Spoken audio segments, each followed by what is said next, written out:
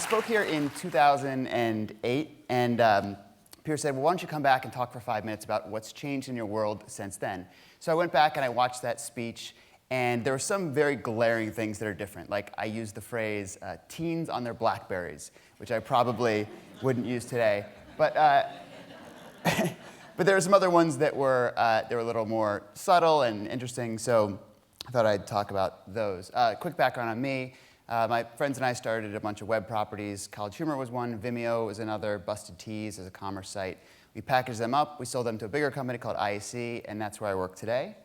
I oversee this portfolio of content brands, so it's expanded from just College Humor, and that makes us the biggest digital comedy presence in the world. So as you can see, I've posted a bunch of 2008 images throughout these slides. The first thing I talked about in 2008 was the importance of editorial voice.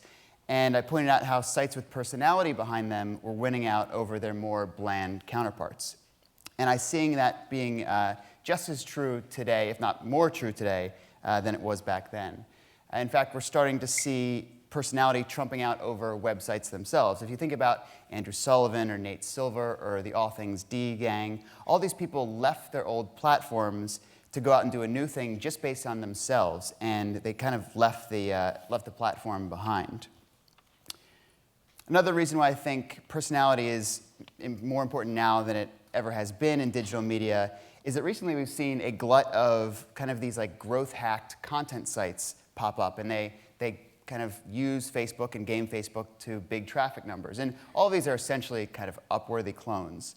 But at the end of the day, I think this will become commoditized as kind of gaming of social. And the ones that stand out and the ones that last are going to be the ones with their own distinct point of view and an interesting take on things. This is that theory laid out statistically. As you can see, the more engaged your audience is, the more likely your reader is to return. The second thing that I talked about in 2008 was I posed this question. I said, when will the internet be able to not only create but retain on-screen talent? Meaning, when will stars of the internet no longer make it their goal to get off the internet and into TV and film? Well, to be honest, that certainly hasn't happened yet. Because the advertising revenue you'd get from starring in online video is rarely enough to make a good living, let alone sometimes even fund production. Internet stars continue to seek real paydays outside of that ecosystem. So the gatekeepers are still there, though they've taken on an additional form, and that's digitally.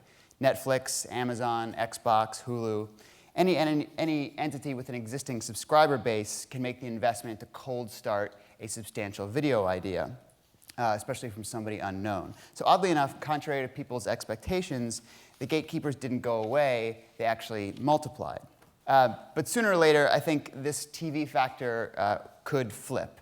It was interesting to see Comedy Central's very talented Key and Peele make a video on YouTube that basically begged their subscribers to watch them on TV and not just on the web. So the migration of young people to the web for video has only accelerated this trend. In 2008, I said, quote, just as how kids today can't tell the difference between cable and network, in 10 years they won't be able to tell the difference between programming on TV and what's coming in through IPTV.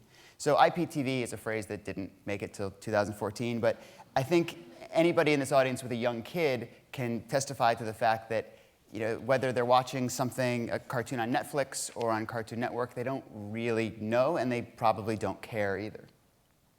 The third thing I want to touch on is serialized content. In 2008, I talked a lot about web series.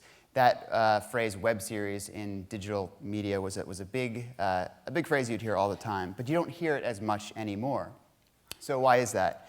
Well, I think it all has to do with how distribution of content has changed. The advent of social has severely impacted, if not almost killed, serialized content on the web. And when I say web, I'm not talking about Netflix or Hulu. I'm talking about specifically, the websites that you visit every day and you don't stream through your television. So why has this happened? Well, here's an example of a video we put out, right? This is part of a series, and it's the second episode of the third season of the series.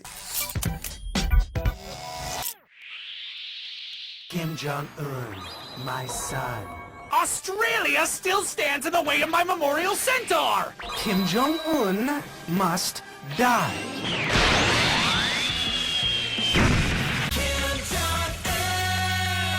whoever was controlling the cyborg is here. Mick Mouseland, Tokyo. If we are to remain undetected, we must try to blend in. It's a show we do about Kim Jong-un, and it's really great. It's like a Saturday morning animated kid series, as if it were written, directed, and produced by Kim Jong-un and aired in North Korea.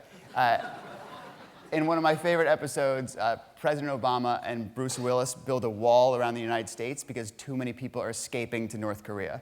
But the problem is, now that content is distributed socially through Facebook and Twitter, et cetera, nobody shares the second episode of the third season of something because you have to you have to give your friends the background, you have to explain it, and there's a lot of friction in that process. So that's why we and a lot of other sites that we know are making fewer and fewer series and more one-offs. This is an example of a one-off we did. It's called If Google Were a Guy, and it's the opposite of a series. Maybe a few of you have seen this. This was a really successful one for us. Next. Hello there. Is today tomorrow New Zealand? Yes. Foot same length Europe. What? Inch same length Europe. gmail.com. What is Bitcoin? Butthole. Gross, fat, butthole, dick, poop. Is that what kids are into these days? Are your parents home? Sharing this video requires no additional context. You don't need to explain to your friends what happened in the episodes before it, because there are no episodes before it. You just need to share it. And that lack of friction will help get it seen by millions and millions of people. Another trend I touched on my first time here was this trend of digital media companies building up their own internal platforms to emulate popular social sites around the web. So you'd have like a magazine that would have their own social network where you could sign up and get points and all that. And back then I said, that's not a good idea because people don't want to sign up for 24 different social networks. They want to be able to use their Facebook ID or their Twitter ID and just log in everywhere. And I think that trend has pretty much died, and people have just accepted, okay, if you want to comment on the site, you can do so with your Facebook ID.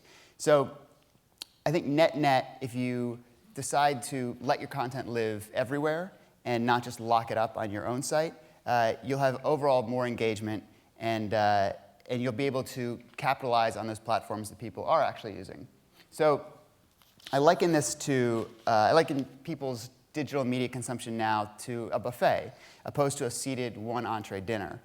Your piece of content will be in a feed with other content of all types. Your dramatic video that you put out might be next to somebody's photo of their kid.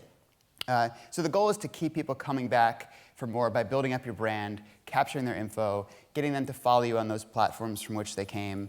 And we decided to do that. We took our own advice in 2008, and we did that on YouTube. It was the time where everybody was debating, should we put our content on YouTube or not? And we said, let's do it because we can always take it down. And because we did, we got beachfront real estate and now have in a week or so, I think we'll become the biggest comedy channel on YouTube with over 2.5 billion views. So it's interesting that YouTube and Facebook have basically become the new MSOs, cable distributors. And the goal now is to become the MTV, or maybe even more fortunately, the HBO in that equation. And there's one last topic that I wanted to touch on when I look back at my 2008 speech, and that's technology and how it applies to media. Ken Lair, I think, put it best. He said, today technology isn't media's wingman, it is the man. And he couldn't have been more right. When I was here in 2008, it was enough for a media company to just have good content. And today, that content is almost secondary to the technology that gets it seen, optimizes the page it's on, surfaces related content, A/B tests the headlines. If you're going to start a media company today and you're a digital media company and not ready to pour millions into technology, I wouldn't bother because you'll just get eaten alive by the companies that can. But anyway, that's it. A lot has changed since the last time I was here, and I'm sure a lot will change in the next few years as well. That's it. Thank you.